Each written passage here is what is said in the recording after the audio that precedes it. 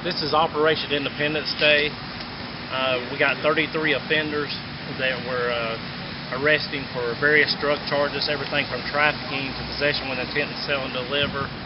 Most of it is pharmaceuticals, oxycodone, hydrocodone, Valium, Xanax, things of that nature. And in addition, we have a lot of marijuana charges also. Okay. What's the big impact from all of this? Just to make a difference in the community. We spend months working on these investigations, and a Roundup is basically the end of a set of investigations. It's a continuous process. We're always working on the next Roundup, and it's just it's time to take these people off the street and move on to the next set of individuals. Can you comment on how many officers were involved? We had 8 teams of 2 involved. In addition, we had I think 4 other people stay over from working a shift the night before. And the timing of this, right before July 4th, is there a particular reason for that? It's just convenient. We done our last Roundup on March the 29th. We're trying to do smaller Roundups more often.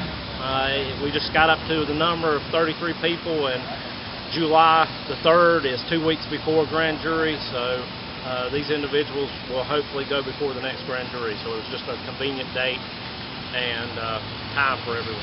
What's the biggest problem with these guys? Because I understand often these guys lead to more problems. Their activity, their businesses lead to more problems in the community. Yeah, we often see break-ins and larcenies, things of that nature, where people are trying to support their habit and they're out stealing or breaking into people's houses to support that habit. And these individuals are basically supporting that. Now, oftentimes they'll take trade-in of items instead of cash, and so if someone breaks into a house and steals someone's property, they can often take it to one of these drug dealers and trade it for drugs. So it just supports one problem, and it's just something we've got to put a stop to. But talk to me about this convenience store. You guys actually bought drugs? Real drugs? Yes, we got one convenience store in town that we purchased marijuana from. It was from the store owner and the clerk in the store. The person actually had to deal with the store owner, and once he gave approval, they were able to go over to the clerk and purchase real marijuana. In addition, we've been purchasing some synthetic marijuana. We're waiting for it to come back from the lab. And they purchased it at the store? That's correct. What impact does that have? When it's one thing to have a drug enterprise, which you're running basically out of the street or out of your, but to actually have a real legitimate store shopping marijuana. Well, I think it just goes to show greed.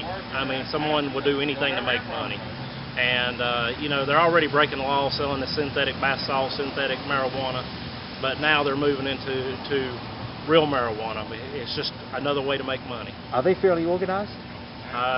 We just made the one buy. It seems to be that store seems to be a minority. We can't really label any other convenience stores. All of those appear to be operating legally. We haven't had any reports of any other stores selling the synthetic or bath salts since our last Roundup. Have you ever had a report of somebody selling real drugs out of a legitimate business? This is a first for Lincoln. And the message that this is getting across, you guys getting the convenience store, what's that message? We're just not going to tolerate this behavior. You know, they've got tons of other ways to make money. They sell alcohol, they sell convenience store products, gas. You know, stick to the stuff that's legal. You know, there's a point that greed goes too far.